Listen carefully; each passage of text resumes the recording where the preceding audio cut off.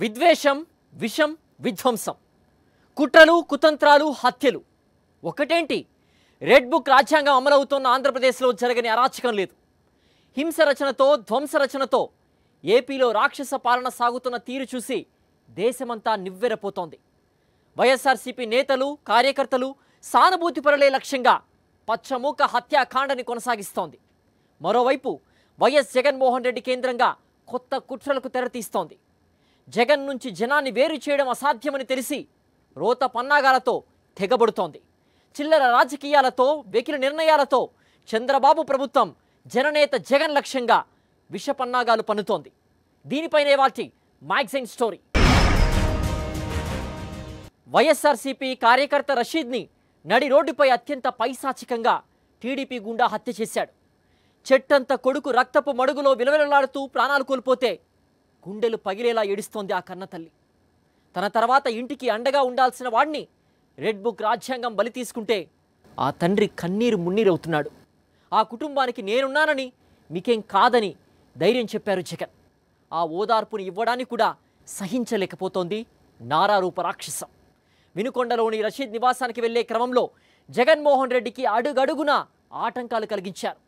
రాత్రికి రాత్రి జగన్కి సెక్యూరిటీ తగ్గించారు. బుల్లెట్ ప్రూఫ్ కారుని అందుబాటులో ఉంచలేదు. తన వారి కోసం ఎందాకైనా వెళ్లే జగన్ని నిలువరించేందుకు విఫల యత్నాలు చేశారు. ఆంధ్రప్రదేశ్లో సాగుతోన్న రాక్షస పాలన, చెట్టంత కొడుకుని బలి తీసుకుంటే అల్లాడిపోతోన్న ఆ తల్లికి నేనున్నానని అభయం ఇచ్చారు వైఎస్ జగన్మోహన్ రెడ్డి. రషీద్ కుటుంబానికి అండగా నిలబడతానని మాటిచ్చారు.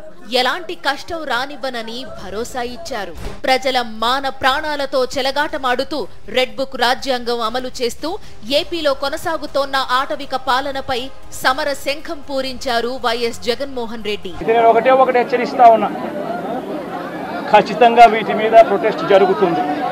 అసెంబ్లీ రోజున, గవర్నర్ ప్రసంగం రోజున, ఉభయ సభలను ఉద్దేశించి గవర్నర్ మాట్లాడే ప్రసంగంలో గవర్నర్ను ఖచ్చితంగా నిలదీస్తూ, గవర్నర్ ప్రసంగాన్ని అడ్డు తగులుతూ గవర్నర్ను ఖచ్చితంగా నిలదీస్తూ వైఎస్ఆర్సీపీ గలం విప్పుతుంది. దాని తర్వాత ఖచ్చితంగా మళ్ళీ మంగళవారము వైఎస్ఆర్సీపీకి సంబంధించిన ఎమ్మెల్సీలు, ఎమ్మెల్యేలు, ఎంపీలు, రాజ్యసభ సభ్యులు, లోక్సభ సభ్యులు అందరూ కూడా ఢిల్లీకి వెళ్తారు.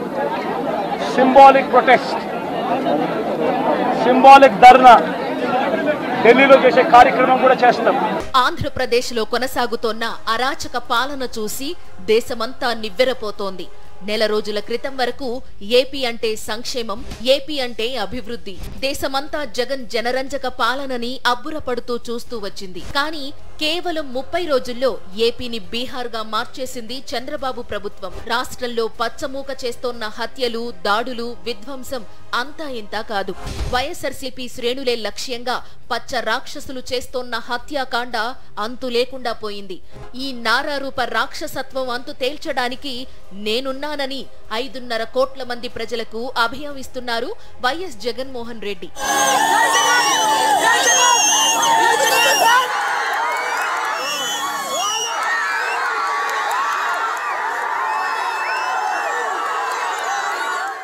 ఈ క్రమంలోనే టీడీపీ గూండాల కర్కశ దాడిలో ప్రాణాలు కోల్పోయిన రషీద్ కుటుంబాన్ని ఓదార్చడానికి జగన్ సిద్ధమైతే దాన్ని చూసి సహించలేకపోయింది చంద్రబాబు ప్రభుత్వం.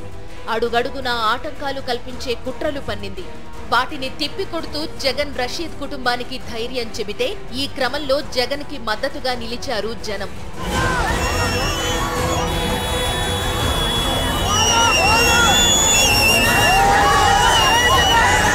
జగన్ జనం ఒకటేనని, వేరు వేరు కాదని మరోసారి నిరూపించారు. ఇదిగో ఇలా చూడండి, ఇది వినుకొండలో జగన్ కి మద్దతుగా రోడ్డుపైకి వచ్చిన జన సందోహం. ఇదే వినుకొండని గత నెల రోజులుగా భయం గుప్పెట్లోకి నెట్టేసింది కూటమి ప్రభుత్వం.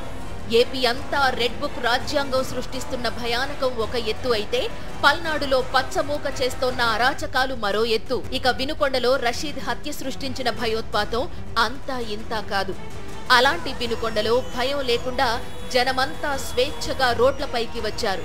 తమ కోసం, తమకి ధైర్యం చెప్పడానికి, తమకి అండగా నిలవడానికి వచ్చిన జగన్ కి కృతజ్ఞతలు చెప్పడానికి, మద్దతు ప్రకటించడానికి వినుకొండ ప్రజానీకం స్వచ్ఛందంగా బయటకొచ్చారు. నారారూప రాక్షసత్వంపై యుద్ధం ప్రకటించిన జగన్ కి జనం జేజేలు పలికారు. రషీద్ కుటుంబాన్ని వైఎస్ జగన్మోహన్ రెడ్డి పరామర్శిస్తారని ఎవరూ బ్యానర్లు కట్టలేదు, ప్రచారం చెయ్యలేదు. జనం తరలి రావాలని పిలుపు ఇవ్వలేదు. చంద్రబాబు ప్రభుత్వ కర్కశత్వం జగన్ కి తెలుసు కాబట్టి నేను ఒక్కడినైనా వెళ్లి రషీద్ కుటుంబాన్ని పరామర్శిస్తానని ఆయన రెడీ అయ్యారు. కానీ ఈ అరాచక ప్రభుత్వంపై సమర శంఖం పూరిస్తున్న జగన్ కి మద్దతుగా జనం స్వచ్ఛందంగా వీధుల్లోకి వచ్చారు. జనం వేరు కాదని మరోసారి నిరూపించారు. తాడేపల్లిలోని తన నివాసం నుంచి ఉదయం 10 గంటలకు వైఎస్ జగన్మోహన్ రెడ్డి వినుకొండ బయలుదేరారు. మామూలుగా అయితే మధ్యాహ్నం 12 గంటలు లేదా 12:30 కల్లా వినుకొండలోని రషీద్ నివాసానికి చేరుకోవాలి. కానీ జనం కలిస్తే తమ బతుకులు ఏమైపోతాయో కూటమి ప్రభుత్వానికి పూర్తిగా తెలుసు కాబట్టి జగన్ కి అడుగడుగునా అడ్డంకులు సృష్టించాడు. మాజీ ముఖ్యమంత్రికి బుల్లెట్ ప్రూఫ్ కారు ఏర్పాటు చేయాలి. కానీ రిపేర్లో ఉన్న బుల్లెట్ ప్రూఫ్ కారు ఇవ్వడంతో దారిలో అనేక సార్లు అది ఆగిపోయింది. దీంతో మరో వాహనంలో జగన్ వినుకొండ బయలుదేరారు. వైఎస్ జగన్ పర్యటనకి అడుగడుగునా ఆటంకాలు సృష్టించారు పోలీసులు. జగన్ కాన్వాయ్ పై ఆంక్షలు విధించారు. జగన్ వెంట వైఎస్ఆర్సీపీ నేతలు వెళ్లకుండా అడ్డుకుంటున్నారు. నేతల వాహనాలను ఎక్కడికక్కడ నియంత్రిస్తున్నారు. తాడేపల్లి, మంగళగిరి, గుంటూరులో పార్టీ నేతలు అడ్డుకున్నారు. ఎక్కడికక్కడ పర్యటనని ఇబ్బంది పెట్టడానికి విఫల యత్నాలు చేశారు. అడుగడుగునా పోలీసులు కల్పిస్తున్న అడ్డంకులతో జగన్ వినుకొండకి చేరుకోవడం ఆలస్యమవుతూ వచ్చింది. కానీ అసలు ఆలస్యానికి కారణం మాత్రం చంద్రబాబు ప్రభుత్వం సృష్టించిన ఆటంకాలు కాదు. తమ కోసం వచ్చిన జగన్ కి మద్దతుగా ఎక్కడికక్కడ జనం రోడ్లపైకి రావడంతో జగన్ వినుకొండ చేరడం ఆలస్యమైంది. ఈ రాక్షస పాలనను అంతమొందించడానికి జగన్ కి మద్దతుగా ప్రతి సెంటర్లో, ప్రతి ఊళ్ళో భారీ సంఖ్యలో జనం రోడ్లపైకి వచ్చారు. జనాన్ని వేరు చేయడం అసాధ్యమని మరోసారి నిరూపించారు. ఒకవైపు పార్టీ నేతలను పోలీసులు అడ్డుకుంటూ ఉంటే మరోవైపు సామాన్య ప్రజలు కాన్వాయ్లో చేరిపోతూ పచ్చమూకల రాక్షస పాలనపై కన్నెర్ర చేశారు. చీకటి పడే వేళకి రషీద్ నివాసానికి చేరుకున్న జగన్ రషీద్ కుటుంబానికి నేనున్నానని అభయం ఇచ్చారు.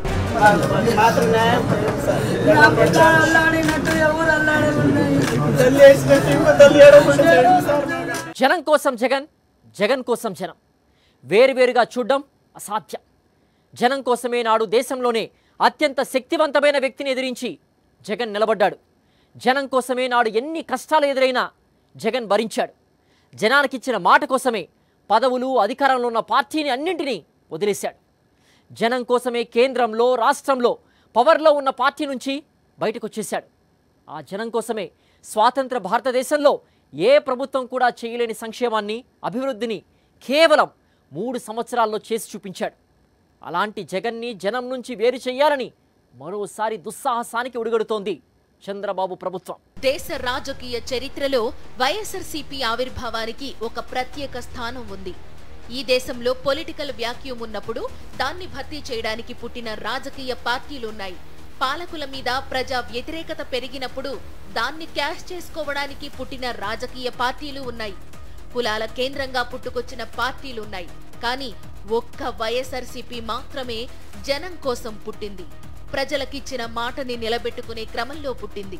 ఇచ్చిన మాటని ఎట్టి పరిస్థితుల్లోనూ తప్పకూడదన్న చిత్తశుద్ధి నుంచి పుట్టుకొచ్చింది. ఎన్ని సవాళ్లు ఎదురైనా, ఎన్ని కష్టాలు చుట్టుముట్టినా మడమ తిప్పకూడదన్న దృఢ నిశ్చయం నుంచి పుట్టుకొచ్చింది. అందుకే జగన్ అంటే జనం, జనం అంటే జగన్ అనే నానుడి వైఎస్ఆర్సీపీతో పాటే పుట్టింది. తన వాళ్ల కోసం ఎందాకైనా వెళ్లడానికి, ఎన్ని కష్టాలైనా భరించడానికి సిద్ధపడే వైఎస్ఆర్సీపీ పెట్టారు వైఎస్ జగన్మోహన్ రెడ్డి. ఇప్పుడు మరోసారి నారారూప రాక్షసత్వం నుంచి ఆంధ్రప్రదేశ్ ప్రజలను కాపాడటానికి యుద్ధం మొదలు పెట్టారు జగన్. వైఎస్ రాజశేఖర్ రెడ్డి దుర్మరణం, మహానేత ఇక లేడన్న నిజాన్ని దేశం జీర్ణించుకోలేకపోయింది. ప్రతి గుండె తల్లడిల్లిపోయింది. ఆ శోకాన్ని భరించలేని వందల గుండెలు ఆగిపోయాయి. దివంగత ముఖ్యమంత్రి వైఎస్ రాజశేఖర్ రెడ్డి మరణ వార్త విని తట్టుకోలేక గుండెలు ఆగి ప్రాణాలు కోల్పోయిన కుటుంబాలకు నేనున్నానన్న భరోసా ఇవ్వాలని నిర్ణయించుకున్నారు ఆయన తనయుడు ఎంపీ వైఎస్ జగన్మోహన్ రెడ్డి. అంతటి దుఃఖంలోనూ ఆయన ఆలోచనంతా ప్రజలతోని. నల్లకాలువ సాక్షిగా ఓదార్పు యాత్ర చేస్తున్నట్టు ప్రకటించారు. రాజశేఖర్ రెడ్డి గారు చనిపోలేదు, మనలో ఉన్నాడు రాజశేఖర్ రెడ్డి గారు, మన ఆశయాలలో ఉన్నాడు రాజశేఖర్ రెడ్డి గారు. చనిపోయిన ప్రతి కుటుంబాన్ని రాబోయే రోజుల్లో నేను వచ్చి కలుస్తాను, పరామర్శిస్తాను. వైఎస్ఆర్ మరణం తట్టుకోలేక 600 మందికి పైగా ప్రాణాలు కోల్పోయారు.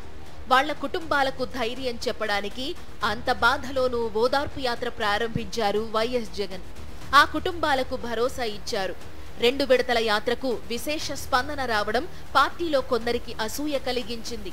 అయితే కొన్ని కాంగ్రెస్ కండువాలు కుతంత్రాలకు తెరతీశాయి. హస్తినకి లేనిపోనివి నూరిపోశాయి. ఓదార్పు యాత్రని వెంటనే ఆపేయాలని ఢిల్లీ నుంచి ఆదేశం. మాట ఇచ్చాక వెనక్కి తగ్గితే ఆయన వైఎస్ఆర్ తనయుడు ఎందుకవుతాడు? పదవుల కన్నా ప్రజలకు ఇచ్చిన మాటే ముఖ్యం. 10 జన్పథ్కి తేల్చి చెప్పేశారు వైఎస్ జగన్మోహన్ రెడ్డి. సుఖాలు, హోదాలు, పదవులు వీటన్నింటికన్నా ఎన్ని కష్టాలొచ్చినా ఇచ్చిన మాట మీద నిలబడాలని తన తండ్రి నేర్పిన పాఠాన్ని గుండెల్లో దాచుకున్న తనయుడు ప్రజలకిచ్చిన మాటకే కట్టుబడి ఉండాలని నిర్ణయించుకున్నారు. ఓదార్పు యాత్రని యథావిధిగా కొనసాగించారు. అదే సమయంలో ఎంపీ పదవికి పార్టీకి రాజీనామా చేశారు. తల్లి విజయమ్మ పులివెందుల అసెంబ్లీకి రాజీనామా చేశారు. అంతే, కాంగ్రెస్ అధిష్టానం కుట్రలకు తెరతీసింది. చంద్రబాబుతో కుమ్మక్కై అక్రమ కేసులు పెట్టించింది. దీంతో తనను నమ్ముకున్న ప్రజల కోసం, తండ్రి లక్ష్య సాధన కోసం వైఎస్ఆర్ కాంగ్రెస్ పార్టీ స్థాపించారు జగన్మోహన్ రెడ్డి. ఉప ఎన్నికల ప్రచారం జోరుగా సాగుతోంది. ప్రచారంలో ఉన్న జగన్ని విచారణకి అని పిలిచి సిబిఐతో అరెస్టు చేసింది కాంగ్రెస్ అధిష్టానం. జగన్ని అణగదొక్కితే దారికొస్తారని తప్పుడు లెక్కలేసింది. తలదించేది లేదన్నారు జగన్. 16 నెలలు అక్రమ నిర్బంధంలో ఉంచినా సరే జగన్ వెనకడుగు వేయలేదు. ప్రజలకి ఇచ్చిన మాట కోసమే నిలబడ్డారు. అన్ని కష్టాలు భరించారు. దేశంలో ఒక్కో రాజకీయ పార్టీ పుట్టుక వెనుక ఒక్కో నేపథ్యం ఉండొచ్చు. కానీ వైఎస్ఆర్సీపీ పుట్టిందే జనం కోసం, జనానికి ఇచ్చిన మాట కోసం. అందుకే జగన్ వేరు కాదు. జగన్ని, జనాన్ని వేరు చేయడం ఎవరికీ సాధ్యం కాదు. ఇప్పుడు నారా రూప రాక్షసత్వంపై సాగుతోన్న యుద్ధంలోనూ జగన్ కోసం జగన్ నిలబడితే జగన్ కి మద్దతుగా జనం సై అంటున్నారు. అక్రమ కేసుల కుట్రలు, 16 నెలల అక్రమ నిర్బంధం అన్నింటినీ జనం కోసమే జగన్ భరించారు. ఓదార్పు యాత్ర చేయకపోతే అసలు ఈ కేసులు, నిర్బంధం ఏమీ ఉండేవి కావని, తమ కోసమే జగన్ ఎందాకైనా వెళతారని నాడే జనం గ్రహించారు. నాటి నుంచి జనం అంటే జగన్, జగన్ అంటే జనం. నాటి చంద్రబాబు దుష్ట పాలనలో అష్ట కష్టాలు పడుతున్న ప్రజలకు ధైర్యం చెప్పడానికి, అండగా నిలవడానికి జగన్ చేసిన ప్రజాసంకల్ప యాత్ర దేశ రాజకీయ చరిత్రలోనే అద్భుతమైన ఘట్టం. ఇప్పుడు మళ్ళీ అదే కర్కశ కూటమి ఏపీలో రాక్షస పాలన చేస్తోంది. వైఎస్ఆర్సీపీ శ్రేణులతో సహా సామాన్య ప్రజలపై పచ్చమూక పైశాచిక దాడులు చేస్తోంది, హత్యలు చేస్తోంది. కేవలం 30 రోజుల్లో ఆంధ్రప్రదేశ్ని అరాచక ప్రదేశ్గా మార్చేసింది. ఈ నారా రూప రాక్షసత్వం అంతు తేల్చడానికి నేనున్నానని ప్రజలకు అభయమిస్తున్నారు జగన్. పైశాచిక పాలనపై జగన్ మొదలుపెట్టిన యుద్ధానికి సంపూర్ణ మద్దతు ప్రకటిస్తున్నారు జనం. అందుకే జగన్ లక్ష్యంగా కొత్త కుట్రలకు రెడ్ బుక్ రాజ్యాంగం తెరతీస్తోంది. జగన్ రాజకీయ జీవితాన్ని గమనిస్తే అనుక్షణం ప్రజలతోనే మమేకమైంది. ప్రజలకు ఇచ్చిన మాట కోసమే దేశంలో, రాష్ట్రంలో ఉన్న కాంగ్రెస్ ని వీడి బయటకొచ్చి ప్రజలకిచ్చిన మాట కోసమే పార్టీ పెట్టి ప్రజలకిచ్చిన మాట కోసమే 16 నెలలు అక్రమ నిర్బంధాన్ని భరించారు జగన్. అందుకే జనం కూడా జగన్ని గుండెల్లో పెట్టుకున్నారు. 2014 ఎన్నికల్లో కేవలం 5 లక్షల ఓట్ల తేడాతో అధికారానికి దూరమైంది వైఎస్ఆర్సీపీ.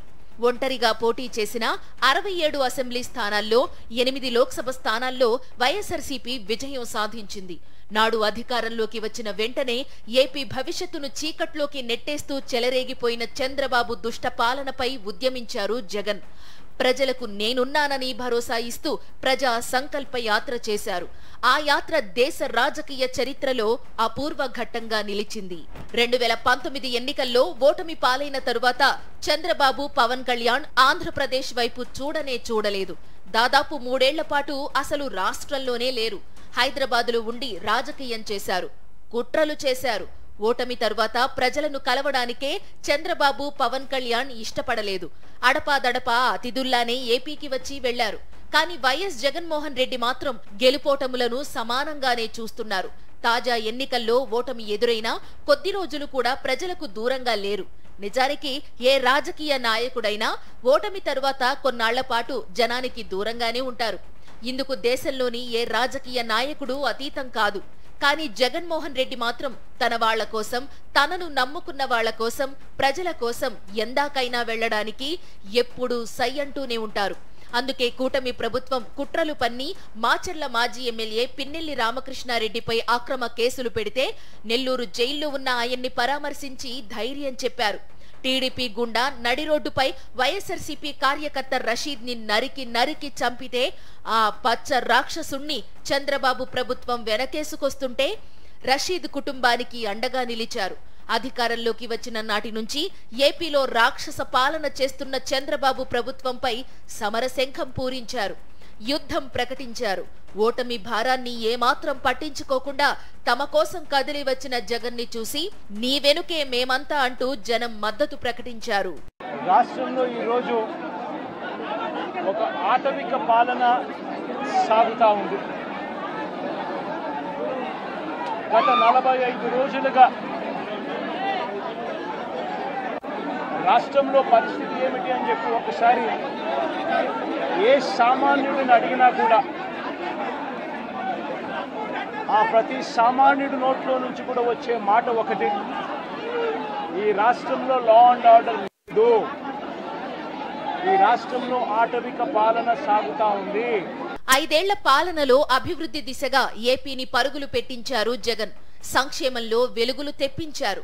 ఇప్పుడు అదే రాష్ట్రంలో ఆటవిక పాలన సాగిస్తోంది చంద్రబాబు ప్రభుత్వం. రెడ్ బుక్ రాజ్యాంగం అమలు చేస్తూ విధ్వంసం సృష్టిస్తోంది, రక్తపాతం సృష్టిస్తోంది. ఈ దుష్ట పాలనని అంతం చేయడానికి, ఈ రాక్షస పాలనకి ముగింపు పలకడానికి జగన్ మోగించిన సమర భేరీ ఏపీ ప్రజల్లో ధైర్యం నింపుతోంది. రేపటి నుంచి కూటమి విముక్తి ఏపీ కోసం జగన్ 5.5 కోట్ల మంది జనం కలిసి చేసే సమరం సరికొత్త చరిత్రని లిఖించబోతోంది. ఇది ఇవాల్టి మ్యాగజైన్ స్టోరీ.